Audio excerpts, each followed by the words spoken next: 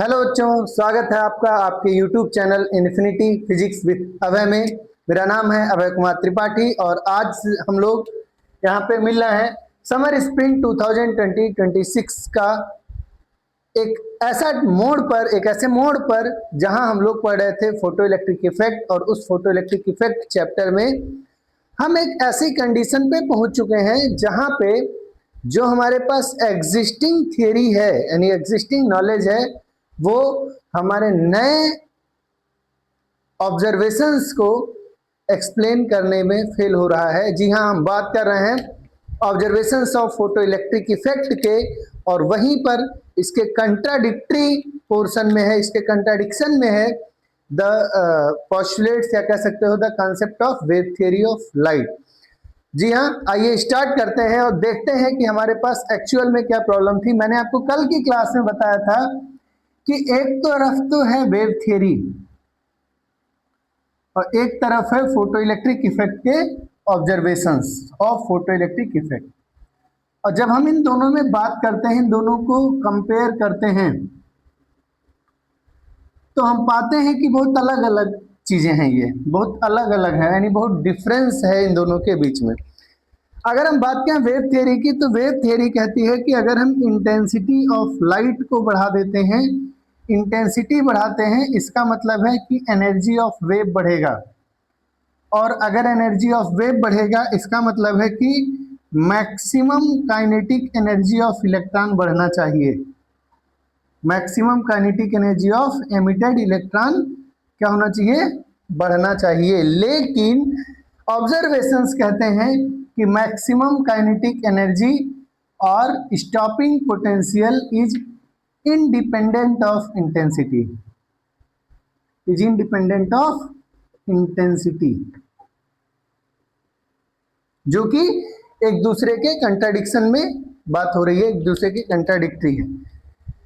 फिर हम लोगों ने देखा था कि जब हम कहते हैं कि वेव में फ्रीक्वेंसी बढ़ा देते हैं, तो फ्रीक्वेंसी ऑफ वेव बढ़ाने का मतलब है कि number of waves per unit time बढ़ जाएगा। नंबर ऑफ वेव्स क्या हो जाएंगी? बढ़ जाएंगी। इसका मतलब है कि ज़्यादा नंबर ऑफ वेव ज़्यादा एनर्जेटिक पर ज़्यादा इलेक्ट्रॉन्स पर पड़ेंगी और ज़्यादा इलेक्ट्रॉन्स निकल के बाहर जाएंगी। इसका मतलब नंबर ऑफ एमिटेड इलेक्ट्रॉन्स बढ़ना चाहिए था। ठीक, पर ट्रुथ ये है कि ये पाया गया कि number of emitted electrons is independent of intensity. Clear है? बात समझ में आई? फिर हम लोगों ने देखा था कि अगर मान लीजिए कि फ्रीक्वेंसी कम है, एक ही वेव है, लेकिन इंटेंसिटी हाई है, अगर हाईली इंटेंस लाइट आती है ऑफ लो फ्रीक्वेंसी की भी आती हो, तो इमिशन होना चाहिए, इमिशन पॉसिबल होना चाहिए। इसका मतलब है कि no concept of threshold frequency होना चाहिए, no concept of threshold frequency should exist, है ना। पर ऐसा पाया गया कि below threshold frequency emission is not possible, below threshold frequency emission is not possible. अब एक ऐसी जगह, एक ऐसी कंडीशन पे आए कि वेव थियरी कहती थी कि टाइम लैग होना चाहिए, time lag will be there. यहाँ पता चल रहा है कि कोई टाइम लैग है ही नहीं, कोई काल पश्चिता है ही नहीं। यानी कि वेव थियरी की जो प्रेडिक्शंस हैं, वेव थियरी यानी कि तरंग सिद्धांत के अनुसार जो चीजें होनी चाहिए उसके ठीक उल्टा ऑब्जर्वेशंस ऑब्जर्व किए गए फोटो इलेक्ट्रिक इफेक्ट में। अब यहाँ आने के बाद दो पॉसिबल केसेस थे। पहला ये कि वेव थियरी ऑफ लाइट गलत हो, और दूसरा ये कि फोटो इलेक्ट्रिक इफेक्ट के जो ऑब्जर्वेशंस हैं वो ऑब्जर्वेशंस ही इनकरेक्ट हो। ठीक, पर जब हम पीछे जाते हैं और देखते हैं हाइगेंस का सिद्धांत, और हाइगेंस के सिद्धांत के आधार पर जब हम इंटरफेरेंस यानी कि व्यतिकरण, डिफ्रैक्शन यानी कि विवर्तन, और पोलराइजेशन यानी कि ध्रुवण को एक्सप्लेन करते हैं तो पाते हैं कि लाइट को बिना वेव माने इंटरफेरेंस, डिफ्रैक्शन और पोलराइजेशन की व्याख्या की ही नहीं जा सकती है। इसका अर्थ है कि लाइट वेव है। क्यों? क्योंकि लाइट इंटरफेरेंस भी करता है, डिफ्रैक्शन भी करता है और पोलराइजेशन भी करता है। यानी कि लाइट एक वेव है, और ये बात हम इंटरफेरेंस, डिफ्रैक्शन और पोलराइजेशन इन तीन कॉन्सेप्ट्स के आधार पर, इन तीन ऑब्जर्वेशंस के आधार पर, या इन तीन फेनोमेनन्स के आधार पर निश्चित रूप से कह सकते हैं कि लाइट वेव है। लेकिन जब हम लाइट को वेव मानते हैं तो फिर हम observations of photo electric effect को एक्सप्लेन नहीं कर पाते हैं। तो दूसरी पॉसिबिलिटी ये है कि observations of photo electric effect incorrect हो। ये पॉसिबिलिटी तो है ही है, हो ही सकता था, लेकिन कई बार कई अलग अलग टेक्निक से, कई तरीके से, और अपने समय के सबसे बेहतरीन एक्सपेरिमेंटलिस्ट द्वारा किए गए एक्सपेरिमेंट को हम एज इट इज गलत तो सिद्ध कर नहीं सकते, क्योंकि वो बार बार होने वाली चीज है, वो ही दिख रही है। अब अगर कोई घटना दिख ही रही है तो निश्चित रूप से वो घटना सही होगी, यानी ऑब्जर्वेशंस भी सही हैं, वेव थियरी भी सही है, पर इसके अनुसार ये गलत है, इसके अनुसार ये गलत है। यहाँ आके एक डिलेमा क्रिएट हो गया। यहाँ आके क्लासिकल फिजिक्स का एक प्रॉब्लम शुरू हो गया। क्लासिकल फिजिक्स क्या हो गया? फेल हो गया to explain photo electric effect, to explain photo electric effect.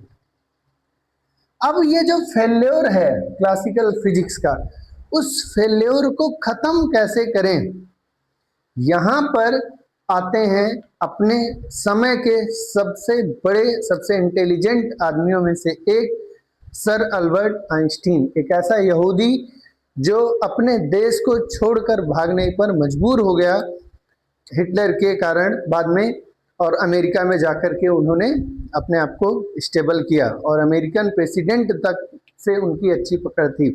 यानी एक ऐसा व्यक्ति जिसे शायद ही कोई इस बात से मानने को इनकार करे कि वो अपने समय के सबसे होशियार लोगों में से नहीं थे। एक ऐसा पर्सन जो अपने समय के लोगों से सैकड़ों साल आगे था। एक ऐसा व्यक्ति जिसके छोटे से थियरी E=mc² ने पूरी दुनिया में हड़कंप मचा दिया। तो आइए बात करते हैं आइंस्टीन्स फोटो इलेक्ट्रिक इक्वेशन का, और समझते हैं कि कैसे आइंस्टीन ने अपने समय के सबसे बड़े डिलेमा को, अपने समय की सबसे बड़ी दुविधा को, सबसे बड़े सवाल को हल किया, अपने समय के सबसे बड़े डाउट का सलूशन दिया, उसको फाइनल किया।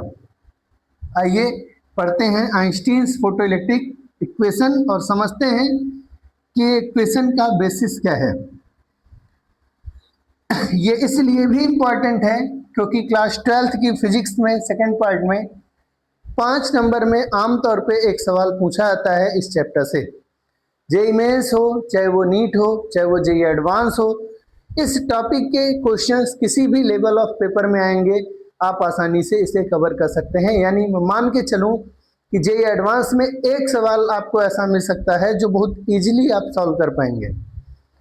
जेईई मेंस में एक सवाल आपको ऐसा मिल सकता है जो आप बहुत इजीली सॉल्व कर पाएंगे, और नीट में आमतौर पे 2 ऐसे सवाल मिल सकते हैं जो आप आसानी से सॉल्व कर पाएंगे अगर आपने आइंस्टीन के फोटो इलेक्ट्रिक इक्वेशन को अच्छे से समझ लिया है तो।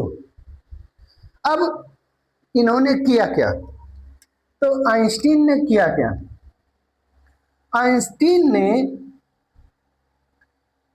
सबसे बड़ी चीज जो की वो ये कि उन्होंने मैक्सवेल के इलेक्ट्रोमैग्नेटिक रेडिएशन की थ्योरी को बेस बनाते हुए उस थ्योरी को अप्लाई किया लाइट के कंटेक्स्ट में।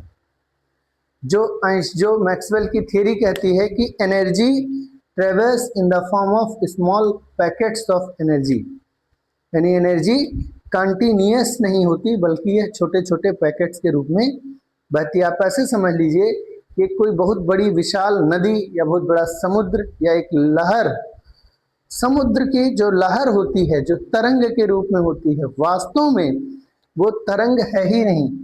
वो लहर जो आपको ऐसी दिख रही है, वास्तव में वो तरंग है ही नहीं। वो क्या है? तो वास्तव में वो ढेर सारे H2O मॉलिक्यूल्स के, ढेर सारे मॉलिक्यूल्स का एक क्या है? कॉम्बिनेशन है। यानी जिसे हम एक नदी या जिसे हम एक तरंग या जिसे हम एक लहर या वेव कहते हैं, वो वास्तव में क्या है? ढेर सारे छोटे छोटे छोटे छोटे जल की बूंदों से बना हुआ एक सरफेस है जो कॉन्टिन्यूअस दिखता है, पर वो है क्या? डिस्क्रीट है।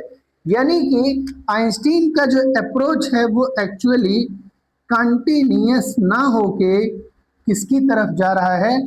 डिस्क्रीट की तरफ जा रहा है।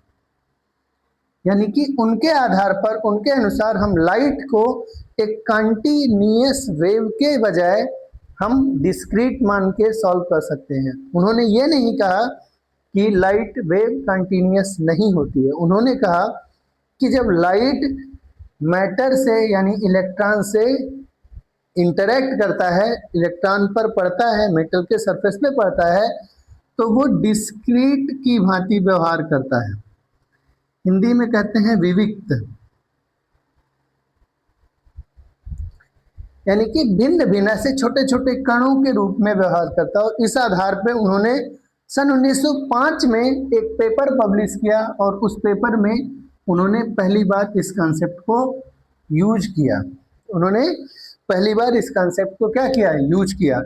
तो सन 1905 में आइंस्टीन ने ये कहा कि जो लाइट है, एक्चुअली वो लाइट यानी इलेक्ट्रोमैग्नेटिक रेडिएशन जो है, वो वास्तव में छोटे छोटे कणों के रूप में, छोटे छोटे ऊर्जा के कणों के रूप में, छोटे छोटे ऊर्जा के पैकेटों के रूप में ट्रेवल करता है, बंडल्स के रूप में ट्रेवल करता है।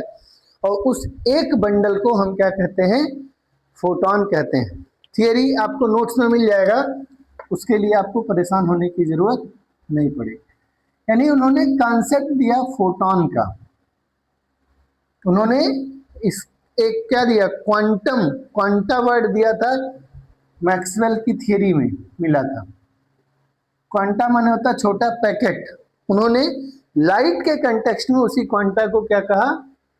फोटोन कहा। ठीक वैसे है जैसे गिलास में पानी वास्तव में छोटे छोटे ढेर सारे कणों से मिलकर के बना, पर दिखने में कैसा दिखता है? स्मूथ, ठीक है ना? तो ये ठीक उसी पर कॉन्सेप्ट पर बेस्ड है। उन्होंने कहा कि लाइट जो है वो फोटोन के रूप में ट्रेवल करता है, और जो ये फोटोन होता है, हर फोटोन के पास एनर्जी होती है। Each photon has energy, each photon has energy and momentum. Her photon के पास क्या है? एनर्जी और मोमेंटम।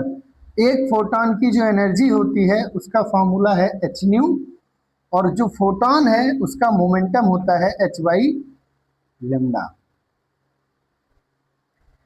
हर फोटोन के पास एनर्जी होती है, और उस फोटोन की जो एनर्जी होती है वो होती है E equals to h nu, और हर फोटोन के पास मोमेंटम होता है, और उस फोटोन का मोमेंटम होता है एच बाई लेम्डा।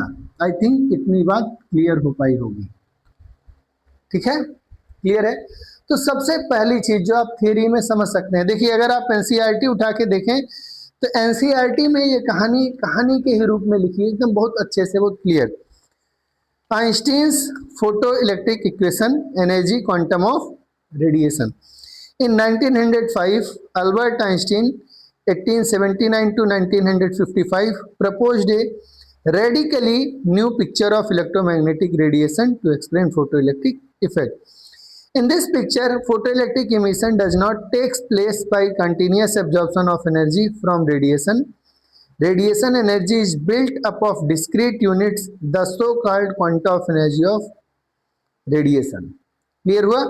यानी कि यहां से उन्होंने स्टार्ट किया अपने आप को एक्सप्लेन करना, और उन्होंने सिंपली कहा कि जो एनर्जी है वो वास्तव में कंटिन्यूअस ना होके डिस्क्रीट यूनिट्स के फॉर्म में चलती है। जैसे एग्जांपल के लिए हम कहते हैं कि हम जैसे रोटी कहते हैं, एक रोटी खाएंगे, दो रोटी खाएंगे, तीन रोटी खाएंगे, चावल कितना खाएंगे? क्या आपने कभी चावल खाने के लिए ये कहा है कि हम 5370 दाना खाएंगे? ऐसे कभी बात किया? एक दाना खाएंगे, दो दाना खाएंगे? क्या है? थोड़ा सा, एक कलछुल या एक पलटा। पलटा समझते हो? चौड़ा सा होता है, गोल सा, है ना? चौड़ा सा होता है और शैलो होता है, जिससे हम निकालते हैं, ठीक है ना? अब चावल खा रहे हैं स्पून से, तो क्या एक स्पून क्वांटम नहीं है? क्वांटम शब्द का बेसिक मतलब क्या है? जैसे इंडिया में सबसे छोटा जो पैसा है, सबसे छोटा अमाउंट ऑफ मनी है, वो कौन सा है? ऑब्वियस सी बात है, आज के डेट में भारतीय रुपए का जो क्वांटा है वो है ₹1 का सिक्का। ठीक, तो क्वांटाइजेशन है कि नहीं है सिक्के पैसे का? यानी इंडियन रुपया हमेशा रुपए एक के मल्टीपल में ही होना चाहिए, वो डेसिमल में ले जाने का कोई मतलब ही नहीं है। 25 पैसा किसको ऐसे देंगे आप किसी को? यानी इंडियन रुपए का सबसे छोटा यूनिट कितना हुआ? 1 रुपए, वो क्वांटा है। तो वैसे ही जो एनर्जी है वो एनर्जी कंटिन्यूअस वेव के फॉर्म में ना चल के छोटे छोटे छोटे छोटे कणों के रूप में चले, यानी कि जैसे अभी तक हम सोर्स से ऐसे एक वेव फ्रंट निकालते थे, है ना, और वही वेव फ्रंट फिर आगे चलता था इस तरीके से। आइंस्टीन ने कहा कि ऐसा नहीं होता होगा, बल्कि सोर्स से जो ऊर्जा है वो छोटे छोटे पैकेट्स के फॉर्म में निकल रही है, छोटे छोटे बंडल्स के फॉर्म में क्या हो रही है? निकल रही है, इस तरीके से। ये कुछ कुछ न्यूटन के कार्पस्कुलर थ्योरी के अकॉर्डेंस में है।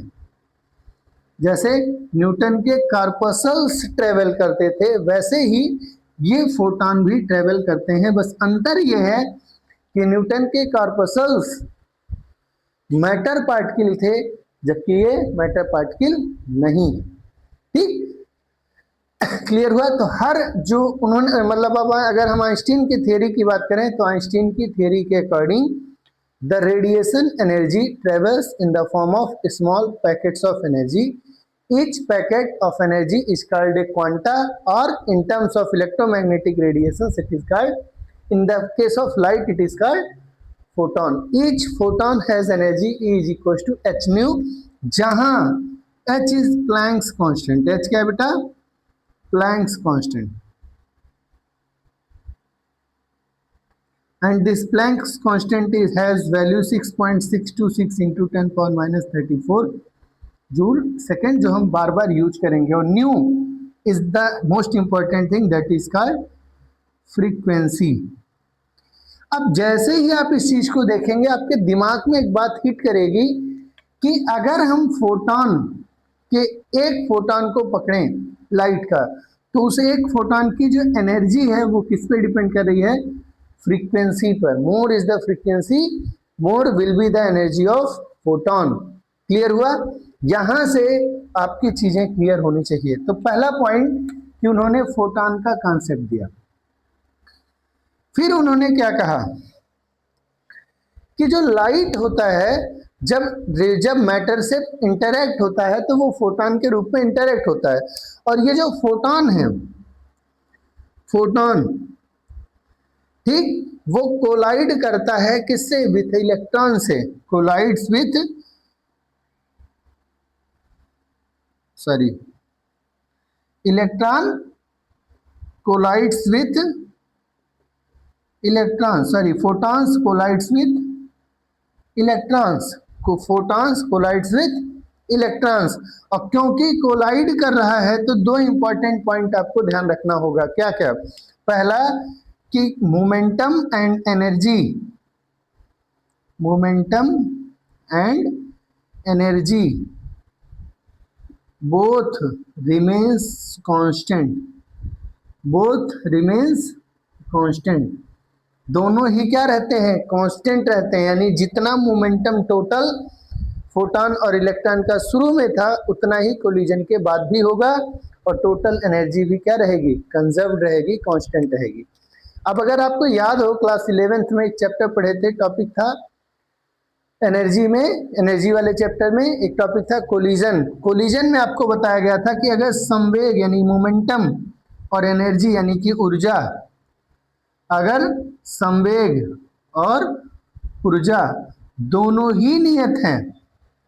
तो इस तरीके के कोलिजन को क्या कहते हैं? Perfectly elastic collision. क्या कहलाएगा?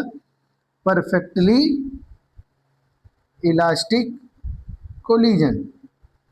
परफेक्टली इलास्टिक कोलिजन यानी कि इलेक्ट्रॉन और फोटोन के बीच जो कोलिजन होता है वो परफेक्टली इलास्टिक कोलिजन होता है। क्लियर है?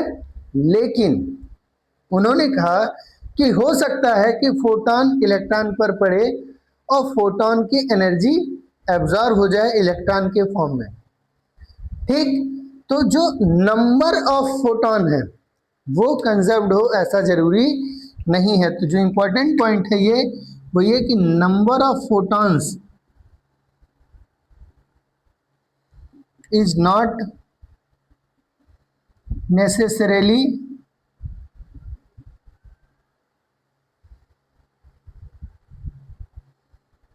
कंजर्व्ड,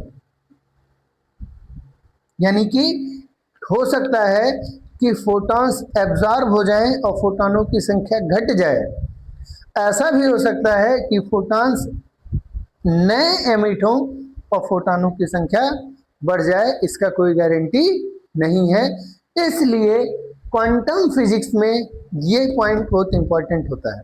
ठीक, तो जो फोटॉन और इलेक्ट्रॉन के बीच जो कोलिजन होगा उस कोलिजन में होता क्या है? होता यह है कि फोटॉन अपनी एनर्जी और अपना मोमेंटम ट्रांसफर कर देता है इलेक्ट्रॉन को। तो कह सकते हो नेक्स्ट पॉइंट जो इंपॉर्टेंट है वो ये कि electron photons transfer it's energy two electrons.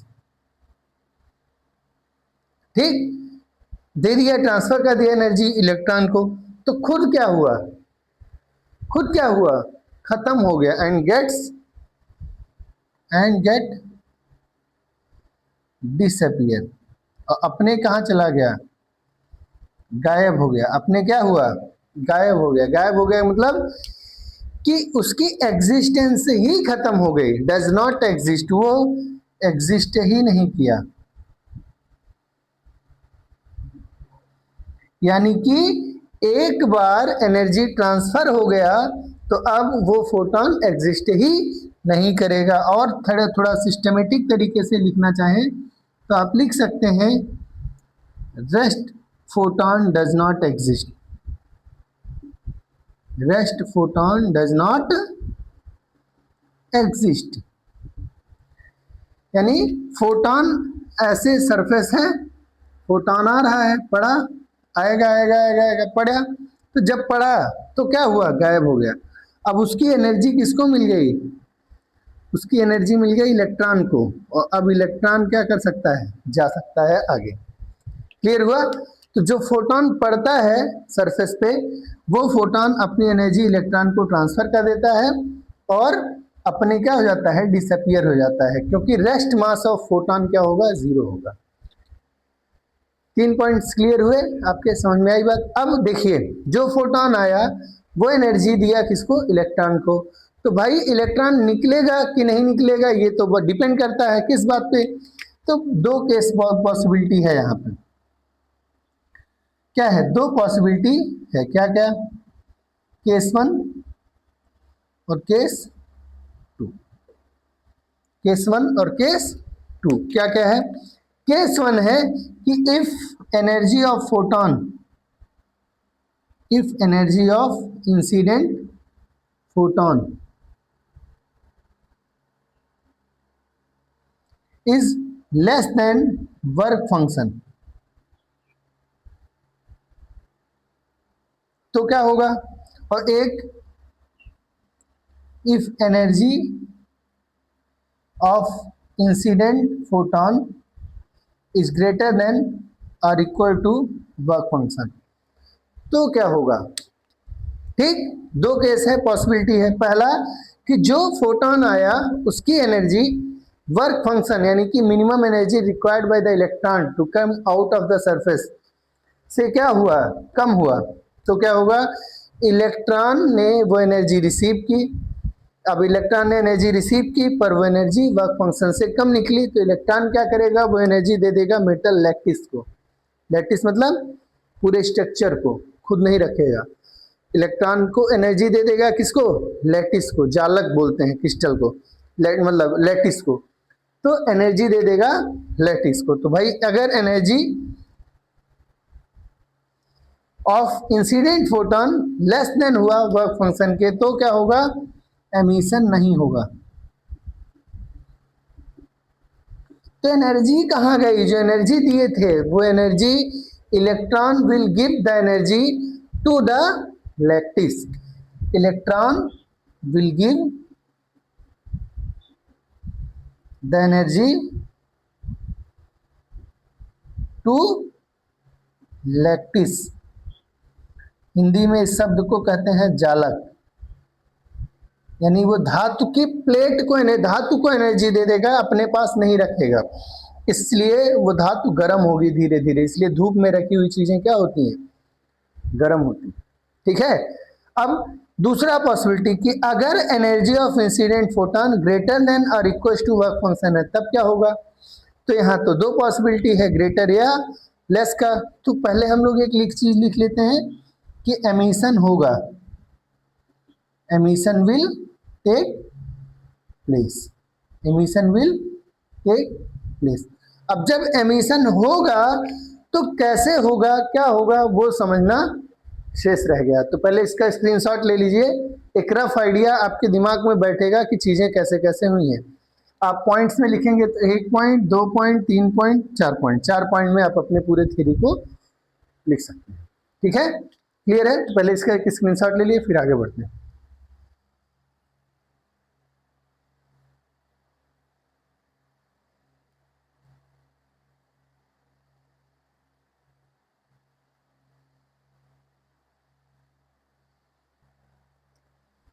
हो गया।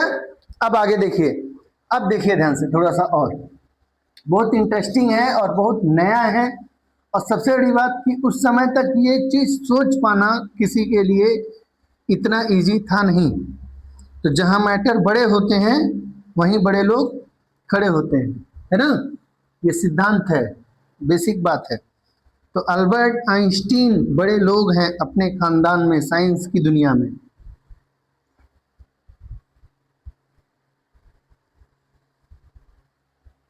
ठीक है, क्लियर हुआ। तो पॉइंट्स में लिख लें छोटी छोटी चीजों को। पहली बात तो लाइट फोटोन के फॉर्म में चलेगी, फोटोन के पास एनर्जी होगा और उस एनर्जी का फॉर्मूला होगा एच न्यू। उसके पास मोमेंटम होगा, उसका फॉर्मूला होगा एच बाई लेमडा। ठीक, फोटोन का रेस्ट मास क्या होता है, 0। ठीक, फोटोन और किसी भी मैटर के बीच जो कोलिजन होगा, मैटर पार्टिकल के बीच जो कोलिजन होगा, वो कोलिजन कैसा होगा, वो कोलिजन होता है perfectly elastic collision, perfectly elastic. और परफेक्टली इलास्टिक कोलिजन में एनर्जी एंड मोमेंटम क्या रहता है, energy and momentum remains constant, है ना, क्लियर है। लेकिन number of photons are not necessarily constant. ठीक है, क्लियर है। अब इंपॉर्टेंट पॉइंट क्या था कि भाई जो एनर्जी आई वो एनर्जी ऑफ फोटोन अगर लेस देन वर्क फंक्शन है तो एमिशन होगा ही नहीं, एमिशन होगा ही नहीं। सेकंड, अगर energy of photon greater than और equal to frequency, threshold frequency, तब क्या होगा। तो इस केस के लिए तो दो पॉसिबिलिटी है कि जो एनर्जी आई, जो फोटोन आया, इंसिडेंट हुआ, उसकी एनर्जी इलेक्ट्रॉन के वर्क फंक्शन से, उस मेटल के वर्क फंक्शन से क्या है, ज्यादा है। तो दो पॉसिबिलिटी, या तो ज्यादा है या तो इक्वल है।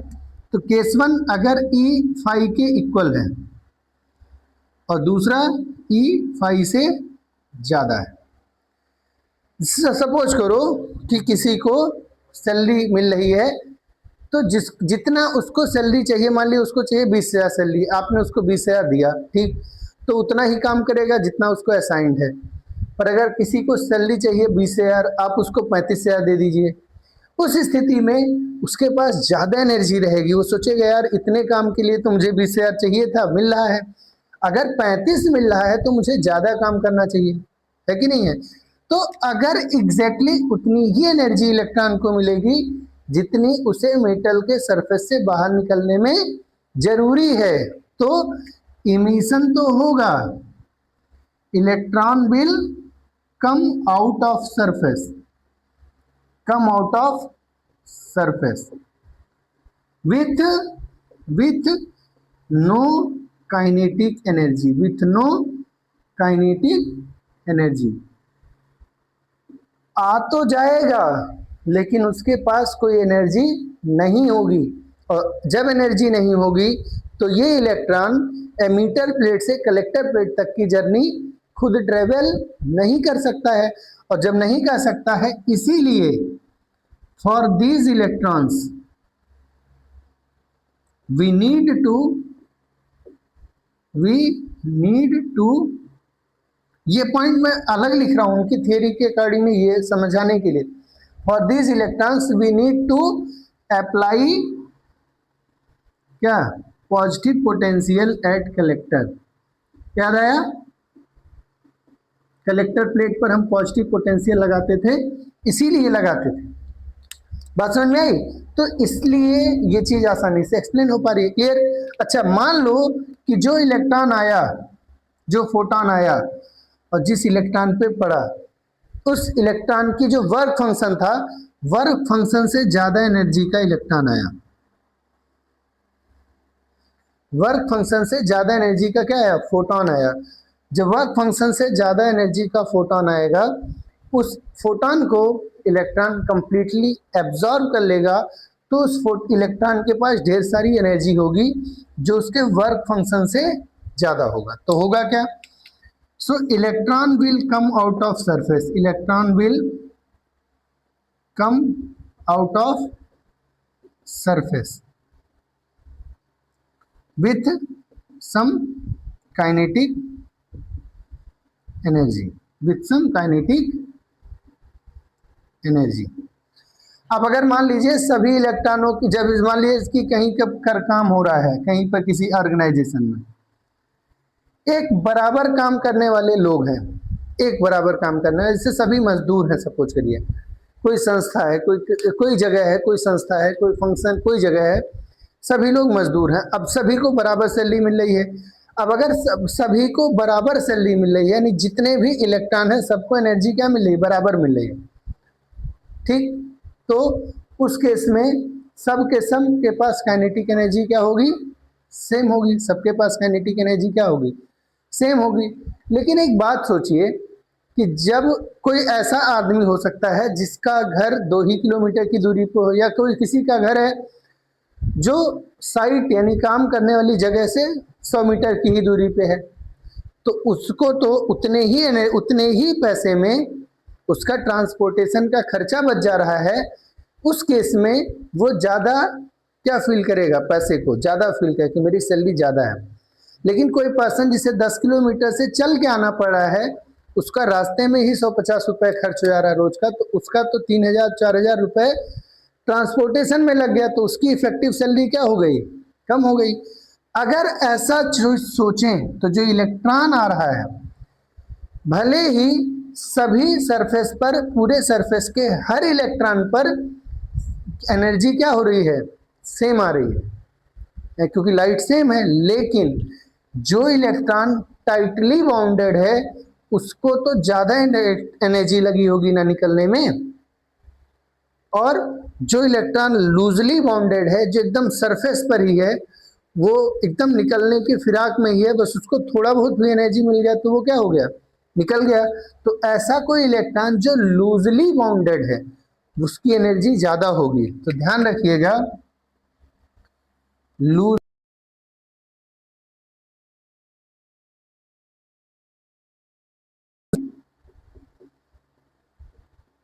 Out with more kinetic energy, with more kinetic energy. और tightly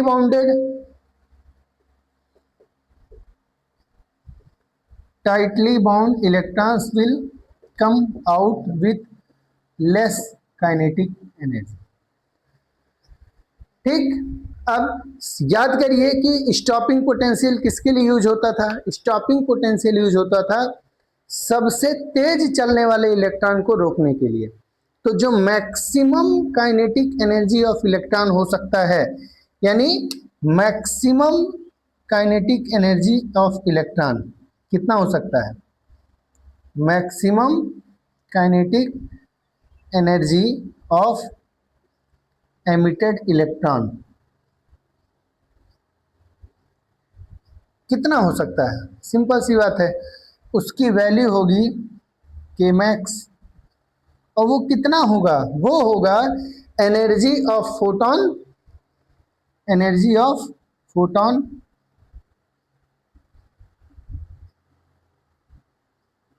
minus work function, energy of photon minus work function.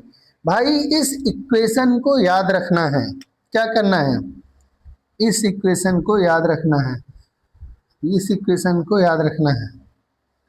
एक छोटे से बच्चे को भी इक्वेशन समझाओगे, ये इक्वेशन उसे समझ में आ जाएगा।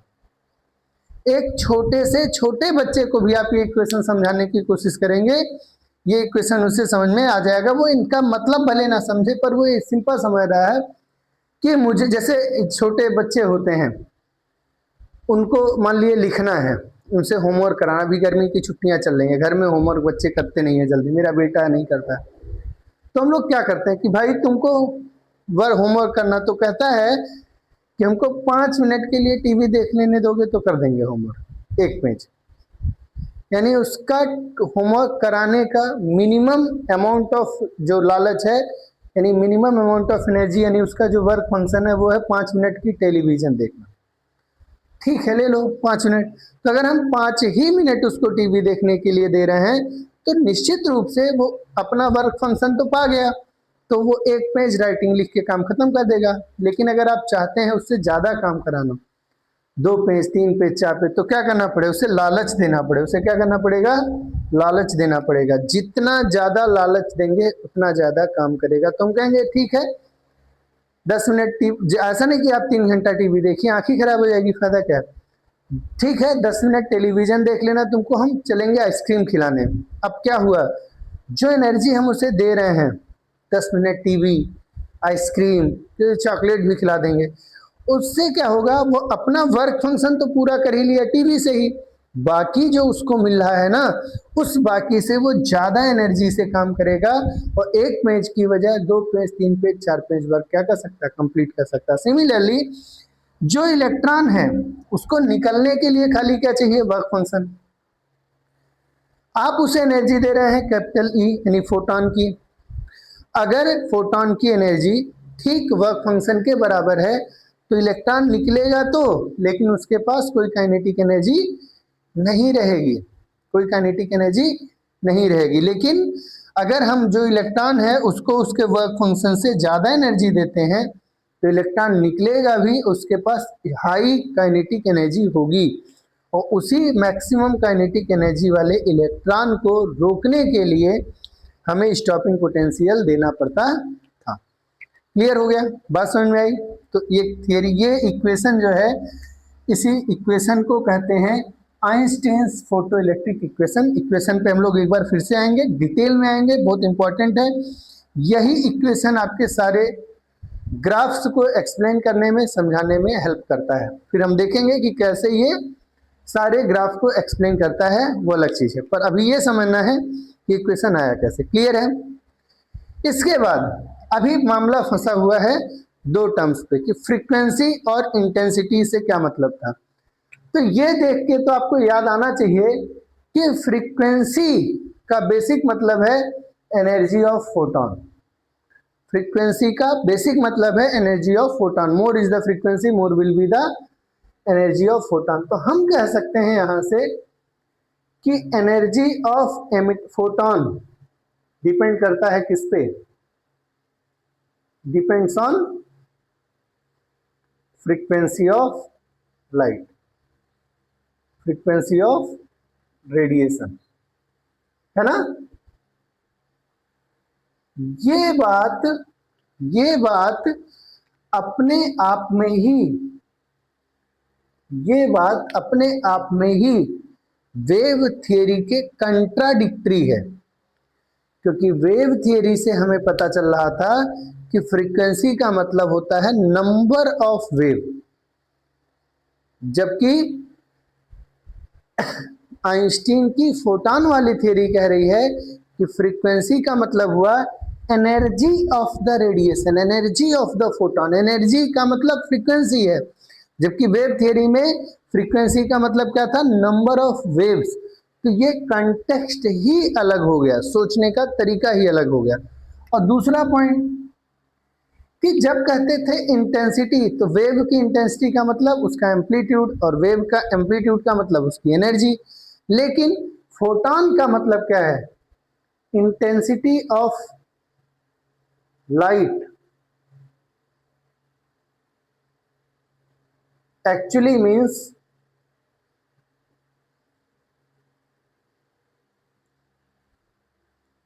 एक्चुअली रिप्रेजेंट्स कर सकते हो, क्योंकि अभी डिफाइन नहीं कर रहे हैं। एक्चुअली रिप्रेजेंट्स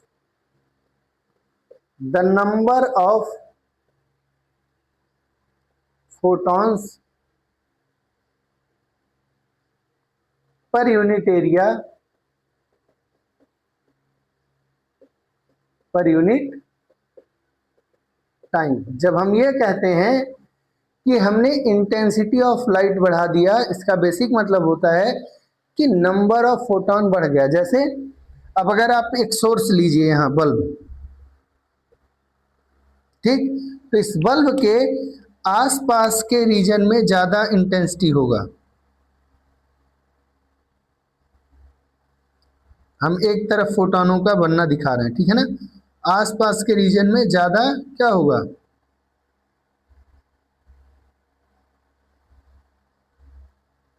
ये कुछ कुछ फ्लक्स जैसा भी देखो रिलेट होगा। ये जो रेड रेड से हमने डॉटेड बनाया है, हर डॉट एक फोटोन को रिप्रेजेंट कर रहा है। अब अगर आप यहाँ एक पर्टिकुलर हिस्से में देखेंगे तो यहाँ पे फोटोनों की संख्या 1 2 3 4 4 पड़ रही है। वही हिस्सा अगर आप नजदीक लाएंगे, मान लीजिए उतना ही बड़ा यहाँ पे हिस्सा डाल देते, तो यहाँ पे नंबर ऑफ फोटोन क्या होंगे? अपने आप बढ़ जाएंगे, है ना? क्योंकि जितना हम सोर्स से नजदीक आएंगे उतना ज्यादा नंबर ऑफ फोटोन उस चीज पर पड़ सकते हैं। यानी basically intensity of light actually represent करता है the number of photons per unit area per unit time. इससे क्या हुआ? इससे हुआ ये कि जब हम इंटेंसिटी बढ़ाते हैं तो इसका मतलब होता है कि ज्यादा नंबर ऑफ फोटॉन आ रहे हैं, और जब ज्यादा नंबर ऑफ फोटॉन आ रहे हैं तो each photon is absorbed by one electron. इसका मतलब मोर number of electrons will be absorbing the photons, और इससे क्या होगा? ज्यादा से ज्यादा नंबर ऑफ इलेक्ट्रॉन निकलेंगे। और भाई इसीलिए करंट जो था वो डायरेक्टली प्रोपोर्शनल था किसके? इंटेंसिटी के। ठीक, तो यहां से आप इस पेज का भी एक स्क्रीनशॉट ले लीजिए।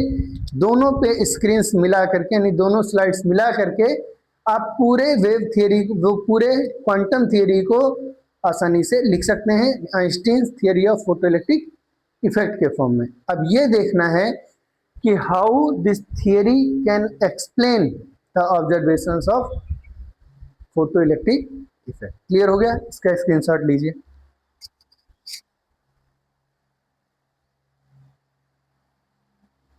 हो गया सबका?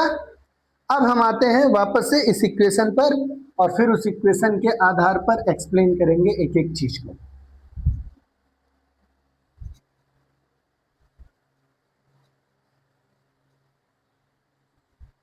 आज की क्लास थोड़ी लेंदी होगी, 1 घंटे से ऊपर की जाएगी, लेकिन ये है कि ये आज की क्लास आपके इस फोटोइलेक्ट्रिक इफेक्ट के सभी सवालों के जवाब देने में आपको काबिल बनाएगी।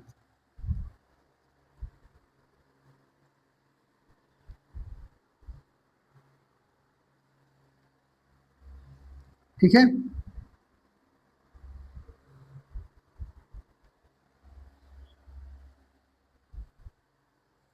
अब हम लोग सिर्फ और सिर्फ थियरी समझने के लिए मान लिए कि एक सरफेस ले लिए, मेटल का प्लेट ले लिए,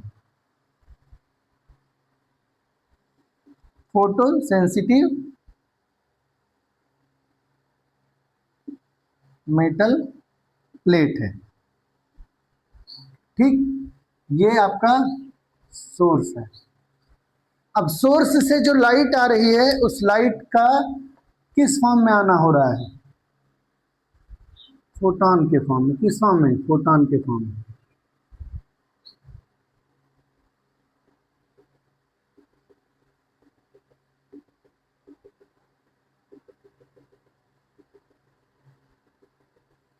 अब एक एक ये सब क्या है?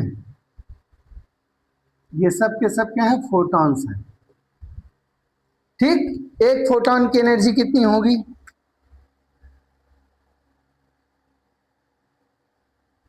एनर्जी ऑफ वन फोटोन कितना है बेटा? ई से डिनोट कर रहे हैं और उसकी वैल्यू हो गई एच न्यू। और हम लोग जानते हैं कि सी बराबर होता है एच न्यू, सी बराबर होता है न्यू लेमडा, तो न्यू की जगह लिख सकते हैं एच सी बाई लेमडा, ठीक। क्लियर है? Work function of her plate का, हर मेटल का क्या होगा? वर्क फंक्शन होगा। तो वर्क फंक्शन हो गया फाई नॉट, और उसकी वैल्यू को हम लिख सकते हैं एच न्यू नॉट या h c by lambda naught, जहां न्यू नॉट और सी लेमडा नॉट क्या है? तो भैया न्यू नॉट क्या हो सकता है? थ्रेशोल्ड फ्रीक्वेंसी, थ्रेशोल्ड फ्रीक्वेंसी, ठीक। और लेमडा नॉट क्या है? थ्रेशोल्ड वेवलेंथ, ठीक है। अगर हम इन दोनों को डिफाइन करने के साथ साथ चलें तो minimum frequency required for emission of photo electrons और maximum wavelength that can emit electrons, ठीक। ये हो जाएगा आराम से। क्लियर हो गया? अब ध्यान से समझिए कि जो एनर्जी आ रही है वो है एच न्यू और जो एनर्जी चाहिए वो है एच न्यू नॉट। दो ही पॉसिबिलिटी हो सकती है, या तो ये ज्यादा या तो ये ज्यादा या बराबर।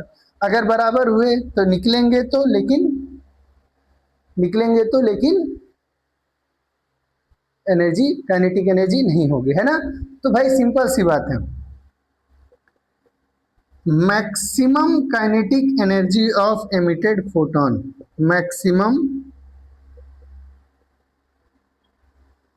Kinetic energy of emitted electron equals to energy of incident photon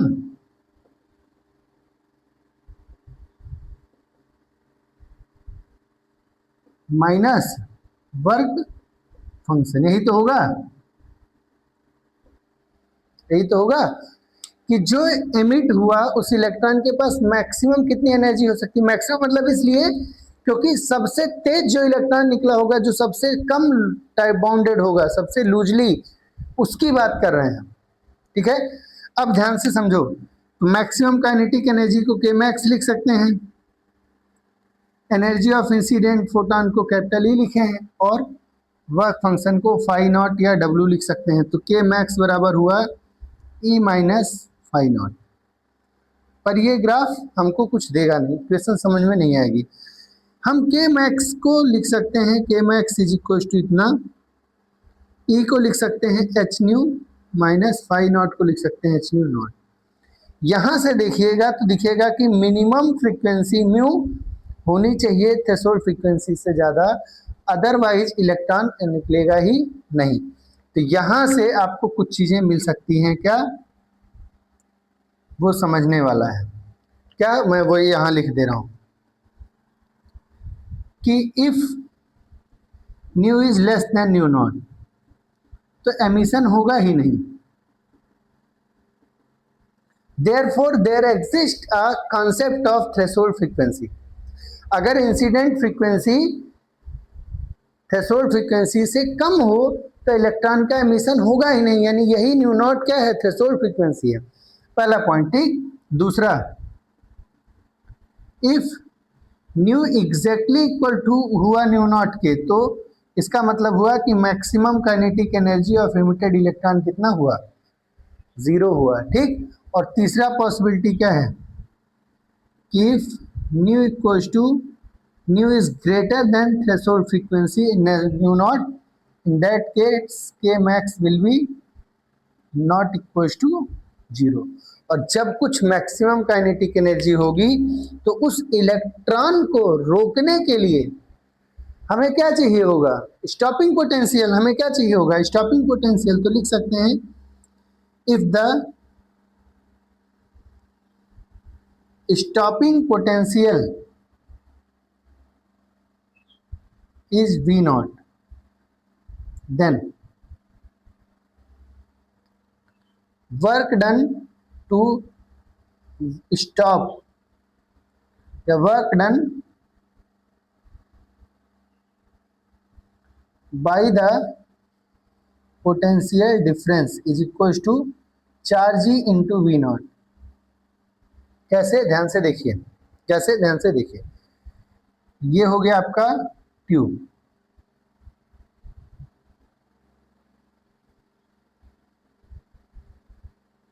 यहां हो गया आपका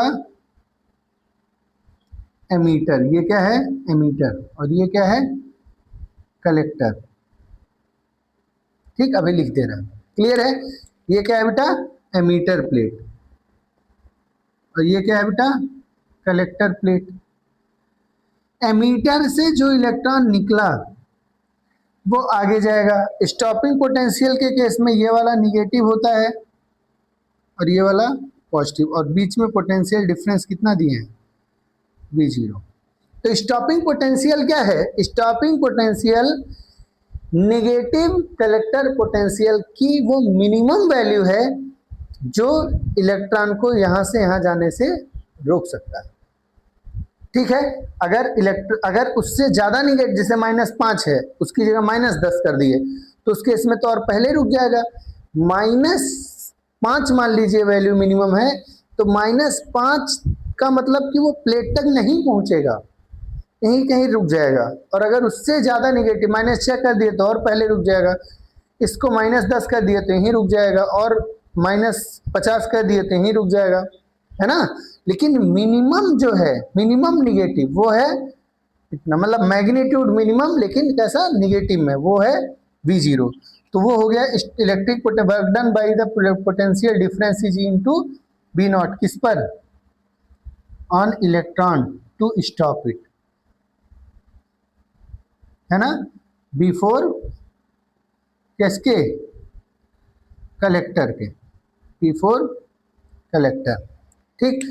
अब भाई सिंपल सी बात है, work done is equal to होता है, वर्क डन किसके इक्वल होता है, final kinetic energy minus initial kinetic energy. लेकिन अगर किसी चीज को रोक रहे हैं तो वो होगा initial kinetic energy minus final kinetic energy. मैंने साइन साइन लिए नहीं लिया है, खाली वैल्यू वैल्यू लिया।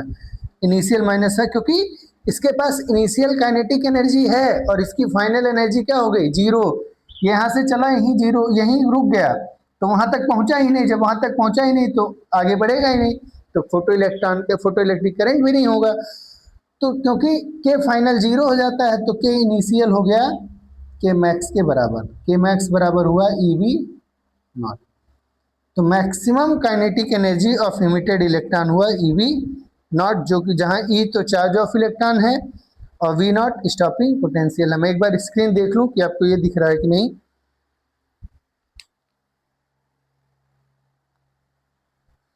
ठीक दिख रहा है, आई होप, मतलब दिख रहा है, कोई दिक्कत नहीं है। तो के मैक्स इक्वल टू हो गया E into v naught, K max equal to E into v naught. अगर हम ये वैल्यू ले जाके वापस यहाँ रखें तो, ये वैल्यू ले जाके हम वापस यहाँ रखें तो हमारे आइंस्टीन्स फोटोइलेक्ट्रिक इक्वेशन का रूप चेंज हो जाएगा। तो पहले इसका एक स्क्रीनशॉट ले लीजिए, हो गया। चलिए देखिए,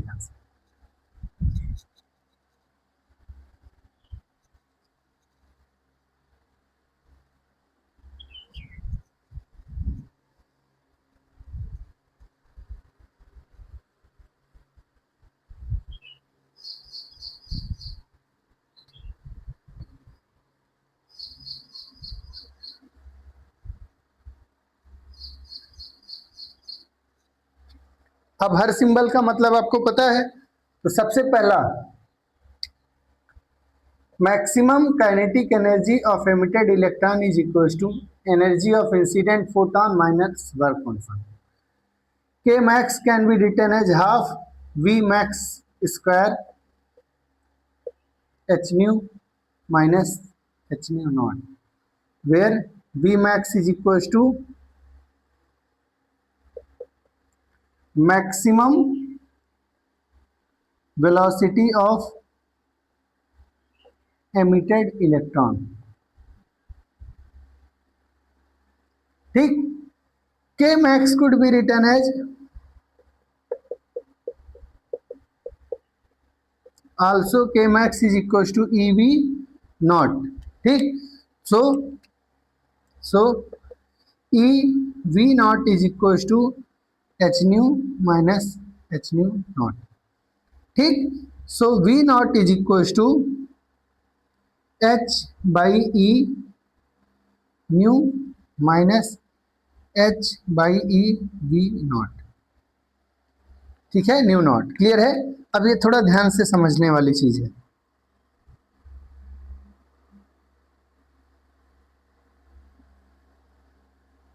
in this equation V not क्या है? V not is stopping potential. V not क्या बेटा?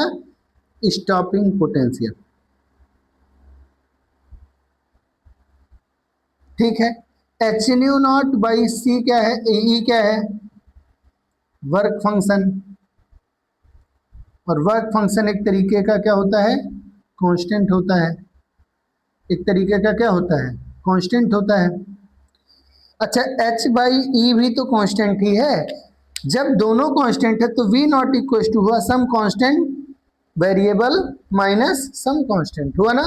This equation is equivalent to y equal to mx plus c, equating it with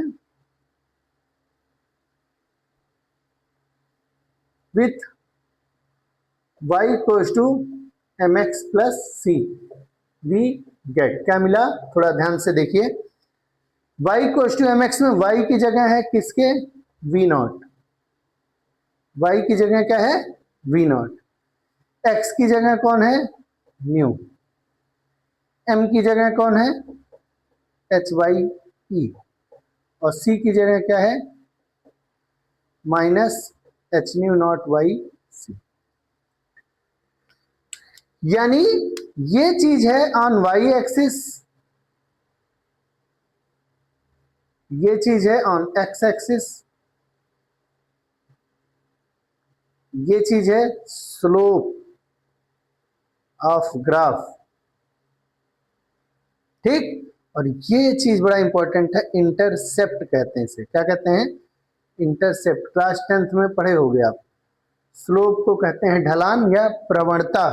ढलान या प्रवणता। और इंटरसेप्ट को कहते हैं अंतःखंड। अंतःखंड क्लियर है? यानी कि ये एक इक्वेशन ऑफ स्ट्रेट लाइन है। कैसा है? स्ट्रेट लाइन इक्वेशन है। कैसा है बेटा? Straight line equation. ये यहां मत लिखो, लिख सकते हो। सो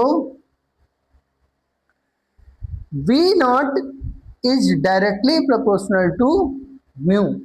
So V naught is directly proportional to mu. Stopping potential is directly proportional to frequency of incident radiation. Stopping potential is directly proportional to frequency of incident radiation.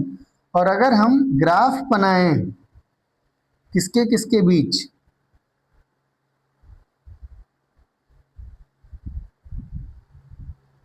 किसके किसके बीच? Incident frequency और स्टॉपिंग पोटेंशियल के बीच। तो हम ये पाएंगे बेटा कि जब तक ये वैल्यू यानी म्यू नॉट से कम है, जब तक न्यू नॉट से कम है, मैक्सिमम काइनेटिक एनर्जी निगेटिव होगी, और मैक्सिमम काइनेटिक एनर्जी क्योंकि निगेटिव हो ही नहीं सकती, इसलिए इलेक्ट्रॉन का एमिशन नहीं होगा। इसलिए जब तक न्यू नॉट से ज़्यादा नहीं हो जाता तब तक स्टॉपिंग पोटेंशियल की वैल्यू क्या है, जीरो है। तब तक स्टॉपिंग पोटेंशियल की वैल्यू क्या है, जीरो। तो कोई मतलब ही नहीं स्टॉपिंग पोटेंशियल का, रोकेंगे किसको जब कोई निकल ही नहीं रहा, कोई आ ही नहीं रहा, रोकेंगे किसको। लेकिन एक बार थ्रेशोल्ड फ्रीक्वेंसी से बढ़ जाने पर ये जो ग्राफ है y equals to mx plus, ये एक स्ट्रेट लाइन का फॉर्मेट रखेगा, एक स्ट्रेट लाइन के फॉर्म में चलेगा। किस फॉर्म में चलेगा, स्ट्रेट लाइन के फॉर्म में चलेगा। किस फॉर्म में चलेगा, स्ट्रेट लाइन के फॉर्म में चलेगा, जिसका स्लोप होगा h बाई ई, जिसकी ढलान होगी h बाई ई। और इसका इंटरसेप्ट, इंटरसेप्ट माने जब हम इसी स्ट्रेट लाइन को नीचे लेके आएंगे तो वो कहीं तो काटेगा वाई एक्सिस को, क्या करेगा, कहीं तो काटेगा। ये जो पॉइंट है बेटा वो होगा H nu not by E, यानी ये हमें वर्क फंक्शन को रिप्रेजेंट कर रहा है और ये हमें स्ट्रेट लाइन बता रहा है। मेटल बदल देंगे तो भी work function stopping threshold frequency change हो जाएगा, लेकिन ये ग्राफ चेंज नहीं होगा। यहां से बड़ा इंपॉर्टेंट रिलेशनशिप निकल के आ रहा क्या, कि h बाई ई जो स्लोप है वो एक कांस्टेंट है। स्लोप क्या है, कांस्टेंट है। तो जो पॉइंट लर्न रखना है आपको वो ये कि slope of graph between stopping potential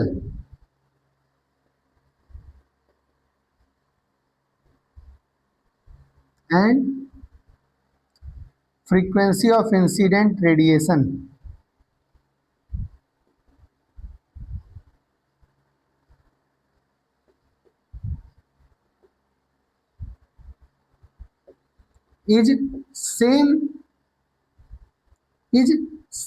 is अभी सेम नहीं लिख रहे हैं, is same for all metals, is same for all metals. और सेम को रेड कलर के लाइट पेन से लिख रहे हैं, मार्कर से लिख रहे हैं, ताकि याद रखिएगा। ठीक है, यहां से सवाल उठेगा आपके पेपर में। ठीक, अब इंपॉर्टेंट पॉइंट ये क्या है, इसी के आगे ध्यान रखिएगा, and is equal to, and is equal to किसके बराबर है बाबू, h बाई ई के, h बाई ई के। चाहे ये वाला इक्वेशन हो, चाहे ये वाला इक्वेशन हो, चाहे ये वाला इक्वेशन हो, चाहे ये वाला equation, all these equations are called Einstein's equation of photoelectric effect. या इसे क्या कह सकते हैं, इस इक्वेशन को हम कह सकते हैं Einstein's photo electric equation, Einstein's photo electric equation. एक ही इक्वेशन से पूरा मसला समाप्त कर दिया उन्होंने। अब देखो, इस ग्राफ को देख के, इस इक्वेशन को देख के बता सकते हो कि थ्रेशोल्ड फ्रीक्वेंसी नहीं होगी। अगर न्यू नॉट से कम होगा तो मैक्सिमम काइनेटिक एनर्जी निगेटिव होगी, नहीं हो सकती, इसलिए थ्रेशोल्ड फ्रीक्वेंसी के बिना एमिशन होगा ही नहीं। पहला पॉइंट। दूसरा कि जो स्टॉपिंग पोटेंशियल है वो फ्रीक्वेंसी के डायरेक्टली प्रोपोर्शनल है, it is independent of intensity, कहीं आ ही नहीं रहा है। तीसरा, मोर is the number of photon, more will be the number of electrons emitted if the threshold frequency condition is satisfied। तो जितना ज्यादा इंटेंस लाइट आएगी, अगर सभी की एनर्जी सफिशिएंट है तो उतना ही ज्यादा इलेक्ट्रॉन एमिट होंगे। क्लियर हो गया, बात समझ में आई? ठीक, तो ये चीज आप इसको स्क्रीनशॉट ले लीजिए फट से।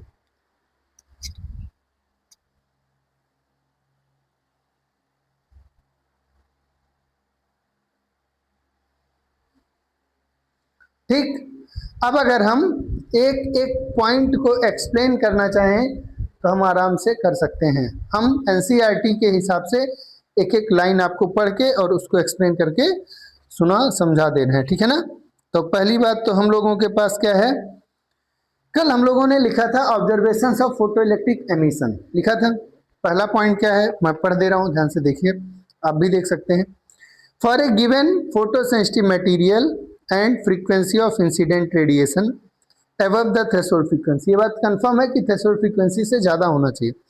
The photo electric current is directly proportional to intensity of incident light. पहला पॉइंट क्या है कि photo electric current is directly proportional to incident radiation. क्यों? More is the intensity of incident radiation, more will be the number of photons. अब जब ज्यादा number of photon आएंगे तो ज्यादा इलेक्ट्रॉनों द्वारा एब्जॉर्ब होंगे, और क्योंकि सभी की फ्रीक्वेंसी थ्रेशोल्ड फ्रीक्वेंसी से ज्यादा है, इसका मतलब सभी की एनर्जी वर्क फंक्शन से ज्यादा होगी, और उस स्थिति में नंबर ऑफ इलेक्ट्रॉन्स एमिटेड बहुत ज्यादा होंगे।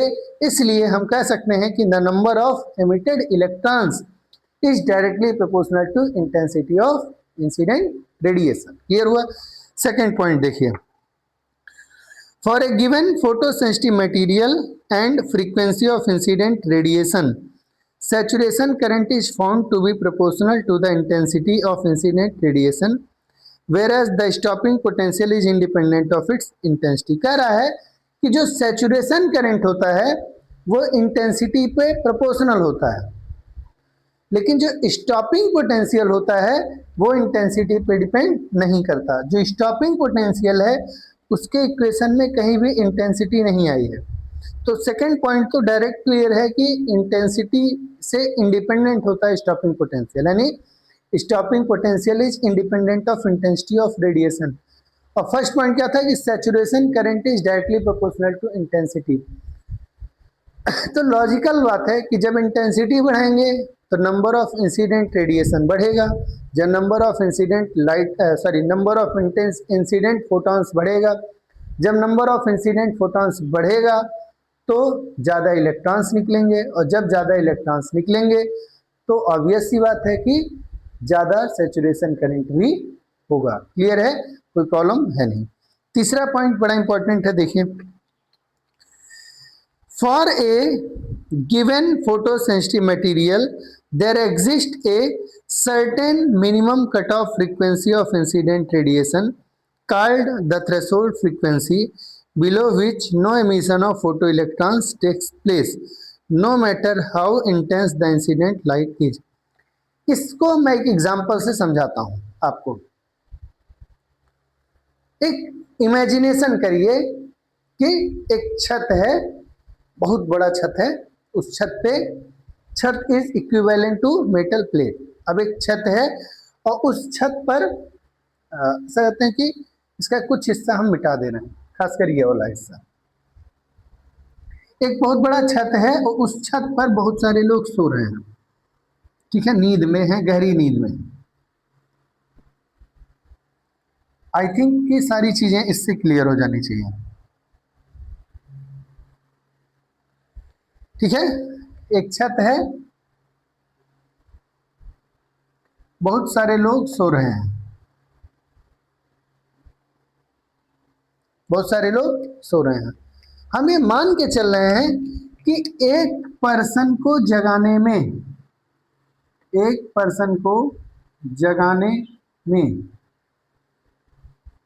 या पर्सन लेने से अच्छा बच्चे ले लेते हैं, बच्चे लालच में भी आ जाएंगे आराम से।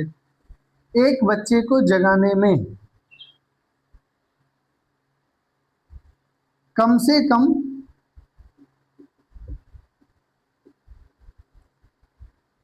कम 5 ml की एक बूंद पानी की जरूरत पड़ेगी, पानी की जरूरत पड़ेगी। ये हमारा एक एजम्पशन है, यानी ये वर्क फंक्शन है कि 5 ml की बूंद चाहिए।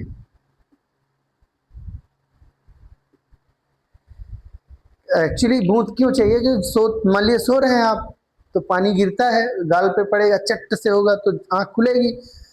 अब अगर बहुत छोटी बूंद होगी तो जेंटली गाल पे चोट लगेगी, जेंटली चोट लगेगी तो बच्चे को पता ही नहीं चलेगा रीनिंग में, तो जगेगा नहीं।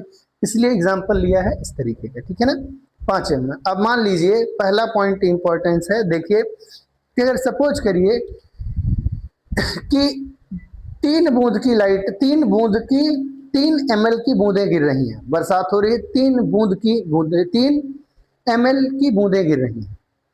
अब 3 ml की एक बूंद एक बच्चे पे पड़ेगी तो, पर उसे जगा नहीं पाएगी क्योंकि मिनिमम 5 ml की बूंद चाहिए, ठीक। तो जब जगा नहीं पाई तो वो पानी क्या हुआ, ऐसा तो है नहीं कि गाल पे टिका रहेगा, गाल से नीचे उतर जाएगा, गाल से नीचे उतर जाएगा। इसी को कहते हैं कि अगर थ्रेशोल्ड फ्रीक्वेंसी नहीं है तो चाहे जितनी बूंदें गिरें, हर बूंद की एनर्जी उतनी नहीं है कि वो किसी पर्सन को जगा सके, किसी बच्चे को जगा सके।